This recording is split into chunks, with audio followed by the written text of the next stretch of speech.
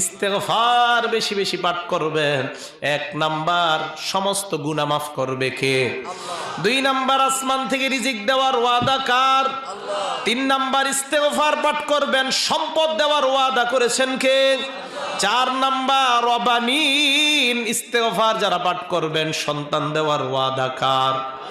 5 number ওয়ায়াজআল লাকুম জান্নাত, মরণের পর আল্লাহ পাক রব্বুল আলামিন চিরস্থায়ী জান্নাত দেওয়ার ওয়াদা করলেন।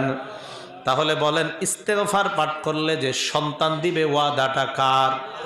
বিশ্বাস করেন কোরআনে আল্লাহ বলতেছে এটা আমার ওয়াদা, আমার ওয়াদা। আল্লাহর ওয়াদা, আল্লাহর ওয়াদা একদম সত্য, কোনো সন্দেহ নাই। তাহলে ইস্তেগফার সকলে আমরা পাঠ করব কি করব না? 6 নাম্বার উপকার ওয়ায়াজআল লাকুম আনহারা, ইস্তেগফার